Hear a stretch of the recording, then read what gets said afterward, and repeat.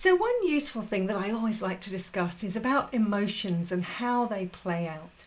Now, I spend my life talking about emotions and I love the science of emotions. And yet often when you're working with clients, it's the emotional component that can be one that's sort of underpinning everything and yet often not necessarily dealt with. People are trying to focus on the end goal, the outcomes, or what they're trying to achieve, their career direction, etc.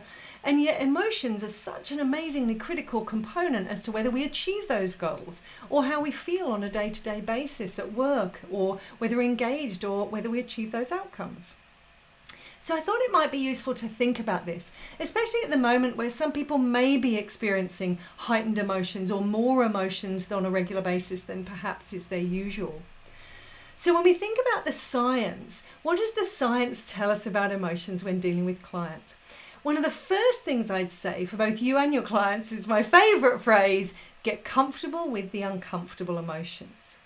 What does it mean? Well, it basically means emotions are data, they're information, and they're just trying to tell you something. And if we shy away from these so-called negative emotions and these more challenging emotions, then we're actually losing a lot of the wisdom behind those emotions.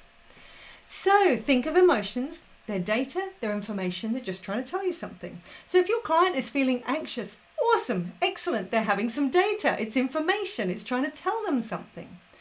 Anxiety is around the fear end of the spectrum. So if we think about the trigger of fear, it's when we feel physically or psychologically threatened. Fabulous, excellent. When we know that, that's when we can start working with it. And it's not for us to be a psychologist or a psychiatrist if we're in the coaching realm. There are other people we may pass them on to or refer them to. But you are there as a coach, and it's important that we get comfortable with dealing with uncomfortable emotions, as it then enables the client to also deal with them more effectively. If your client's feeling sad, fabulous, awesome. They're having some data, they're having an emotion, it's trying to tell them something. Behind sadness is a loss of something of value. Again, that's really wonderful to know, because if we know the trigger, then we're more likely to be able to deal with it. So, as I'm sure you all know, the research tells us that the more we try and suppress an emotion and go, no, I shouldn't be feeling that, I should be able to power on, I'm a leader, I need to be able to do this. Actually, the stronger the emotion is going to be going, oh, hello, I'm still here.